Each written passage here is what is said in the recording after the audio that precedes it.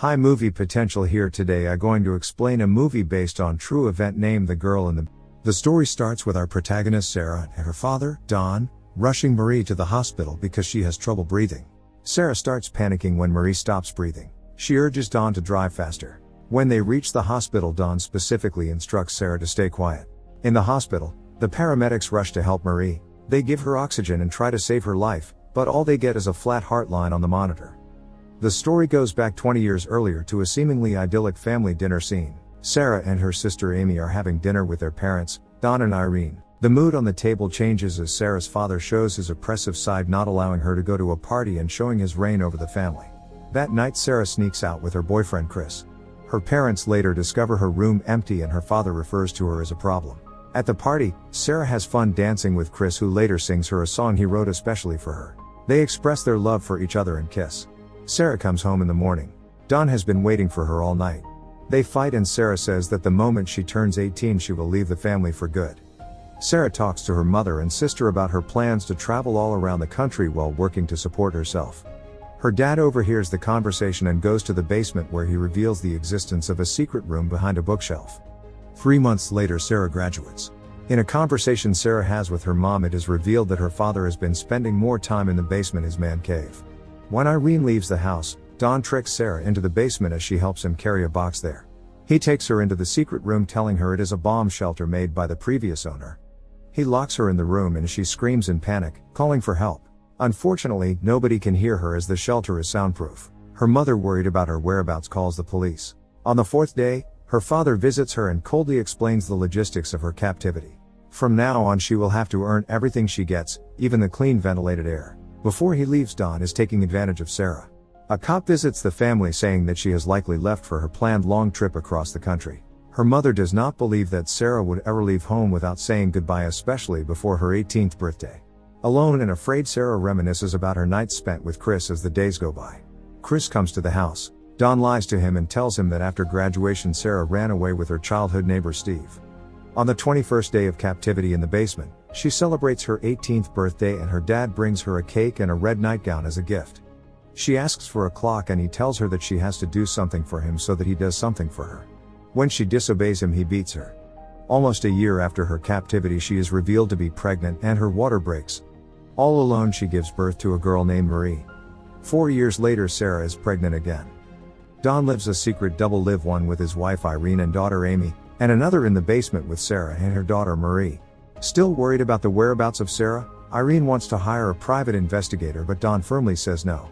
As a gift for being good, Don brings a TV in the basement for Sara and Marie. Later on, Sara has a second baby, a baby boy Michael. One night Sara makes her terrifying life story into a bedtime story filled with princesses and knights that she tells to her kids. Chris visits the house again, asking around for Sara. Her sister Amy tells him the truth. Realizing that Don lied to Chris, they talk about how horrible he has always been to Sara. Amy is afraid that Don might have killed her, citing his personality and bad temper in the past. To make the time go by, Sara creates imaginary adventures for her children to help them forget the outside world. In the meantime, Don is confronted with his lies by Amy and Irene. A horrible fight ensues. Furious, Irene yells that she'll do everything in her power to find her daughter. During their fight, Don drops his keys on the armchair. Amy takes the keys and goes around to the basement to look for clues. Don finds her, gets his keys back, and fights with Amy. She is mad, afraid, and blames him for causing Sara's disappearance. As time passes by, Sara has another baby boy who she names Thomas. Being nice and calm, Sara convinces Don to take the third baby upstairs. She persuades him by explaining that there is no room for another baby in the basement and that she doesn't have the time to take care of it. The baby is left on the house's porch to be found by Irene. In a heartfelt note in the baby basket seemingly written by Sara, she writes that this is her baby and that she wants it to be raised by Irene. In the letter, she explains that she and her boyfriend don't have the means to take care of the baby. In the basket, there is also another note from Sara pleading for help. Unfortunately, Don is the one who discovers it and assaults her again. The years go by. In captivity, the children develop an extraordinary imagination, expanding their mom's bedtime story. By now Sara has been in the basement for 14 years. Marie has grown into a beautiful young girl that one night tries out makeup. When Don shows interest in her beauty, Sara begs Don to leave her daughter alone. She does not want her to be assaulted. In return, Don shuts down the power which controls the clean air. While gasping for air, Marie expresses her concerns about never meeting anyone, and having no friends. Throughout the conversation, we realize that Marie has no idea that Don is both her grandfather and father. Now grown, Thomas finds his grandmother crying in his mother's bedroom.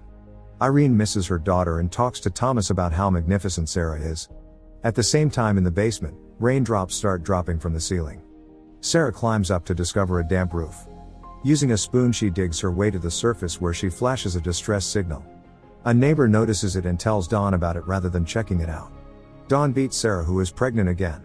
The beating causes her to lose her baby as she sobs from the pain. Sara has a stillbirth and Dawn buries the baby in the yard. Dawn goes to the basement and complains. He also praises Thomas, who is now a strong athlete. When Marie and Michael ask when they are going to be let into the outside world, Dawn blames Sara and her bad behavior. She is the reason they are down there, trapped. Pressured by her children's endless questions about their life, in a fit of rage, Sara shouts and demolishes all their furniture. Exhausted, she falls to the ground, remembering her happiest moments with Chris. Her children put a blanket on her and clean up their home. They apologize to her. Emotional, Sara tells them that they're old enough to hear the true story behind their life in captivity. So far, they knew that Dawn lives upstairs with their Aunt Irene to help take care of Thomas. Sick of all the lies, she tells them everything, starting from the fact that her life is the inspiration of their favorite bedtime story. Gently, she explains that Dawn is her dad, as well as their dad. The moment Marie finds out the painful truth, she has a severe asthma attack. The children now feel that there is something wrong with them. Sara reassures them, telling them that she loves them and that Dawn is the only one to be blamed. A year later, another incident occurs between Dawn and Michael after Dawn insults Sara and her appearance. The food for the basement is being rationed as Dawn is having trouble at work. Soon he loses his job. Facing a foreclosure, Dawn tries to suffocate the family in the basement. He connects the car exhaust fumes with the air vent. He gets interrupted by Thomas in the garage, who unknowingly saves their lives. While Dawn and his family have a fun barbecue in the yard, Marie is sick, struggling to breathe. Dawn refuses to take Marie to the hospital. Sara begs for his help. She promises not to say a word about anything. Dawn agrees. Michelle is left behind. 20 years of captivity have passed, and we are now at the beginning of the film when Marie's is being rushed to the hospital. Sara is extremely worried about Marie's life and feels truly relieved when the doctors save her life. When the nurse asks for more medical history, she is told that Marie is homeschooled and has only been treated with natural remedies.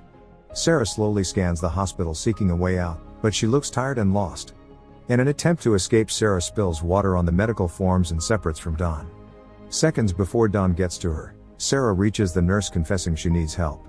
A police officer goes to talk to Dawn. The police arrest him. Sara announces this to Marie. They are safe and free. The house is filled with police who free Michael as well. Irene and Thomas are devastated when they see Michael gasping for air as they take him out of the basement. Dawn sees everything from the back of the police vehicle. Later on, during a beautiful summer's day, Marie, Thomas, and Michael play in the countryside while Sara, Irene, and Amy watch over them from the house's porch. Marie notices someone coming from the driveway. It's Chris.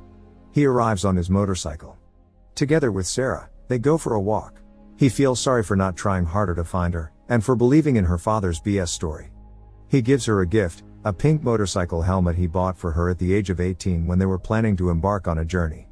Finally happy, together they go on their long-awaited motorcycle ride.